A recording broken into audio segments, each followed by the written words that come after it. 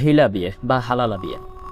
আমাদের দেশে কয়েক রকমের হিলা বিয়ে করা হয়, তার কোনোটি নাজাইজ, কোনোটি মাকরু, আবার কোনোটি বৈধ। যদি কোনো হিলা বিয়ের ক্ষেত্রে পাত্রের সাথে এই আলোচনা করা হয় যে এতদিন রাখবেন, তারপরে তালাক দিয়ে দেবেন, তো এই যে নির্দিষ্ট দিন 1 সপ্তাহ বা 3 মাস বা 1 বছর থাকবো, তারপর তালাক দিয়ে দেবো, আপনার সাথে এতদিনই থাকবো, এর বেশি থাকবো না ইত্যাদি, এই সমস্ত যে আলোচনাগুলো, অর্থাৎ নির্দিষ্ট দিনের আলোচনা করলে তখন সেটা নিকাহে মুআক্কাদ হয়ে যায়। আর নিকাহে মুআক্কাদ উলামায়ে কেরামদের সকলের মতেই এটি বাতিল। সুতরাং এমন বিয়ের দ্বারা, এরকম চুক্তির বিয়ের দ্বারা বা এমন আলোচনার বিয়ের দ্বারা সেইটা বিয়েই হয় না, এবং এই বিয়ের দ্বারা আগের স্বামীর জন্য এই স্ত্রী কখনো হালাল হয় না। আর এক প্রকার হালালার বা হিলা বিয়ে রয়েছে।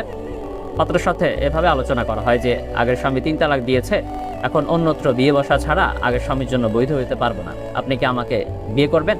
তো তখন তারা বিয়ে সম্পাদন করে। তো এই ক্ষেত্রে এইটা যখন উভয়ের মধ্যে একটা আলোচনা হয়, জানাজানি হয়, উভয়ে বিষয়টা জানে, সেই হিসেবে এই বিয়েটা মাকরু হবে, এই বিয়েটা মাকরু তাহরিমি হবে আলোচনার ভিত্তিতে।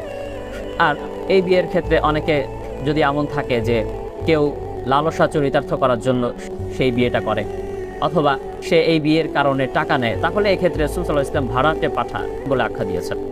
সেই হিসেবে এটিও তখন মাকরুহে তাহরিমি বা নাজায়েজ হয়, লাআনতের কাজ হয়।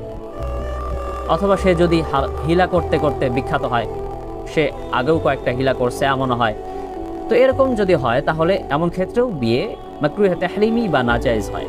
কিন্তু এক্ষেত্রে নাজায়েজ হলেও কিছু কিছু আলেমদের মতে গুনাহের সাথে, লাআনতের সাথে এই স্ত্রী পূর্বের স্বামীর জন্য হালাল হয়ে যাবে।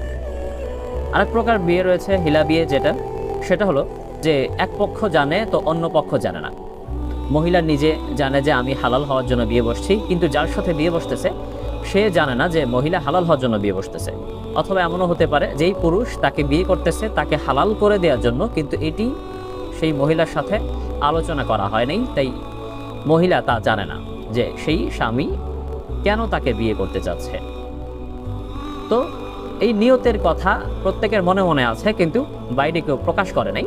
আর সে লোভ লালসা চরিতার্থ করার জন্য বিয়ে করছে না, বরং লিকাসদিল ইসলাহ, তাদের সম্পর্ক সংশোধন করার জন্য, এই নিয়তেই একটা সংসার, মুসলমানের সংসার ফেরত দেবে, এই নিয়তেই সে বিয়েটা করছে। এবং সে বিখ্যাত না, সে এই বিনিময়ে টাকাও নিচ্ছে না, এটা আলোচনাও করছে না, সে হিলা বারবার হিলা করে, এটাকে পেশা হিসেবে গ্রহণ করে নাই।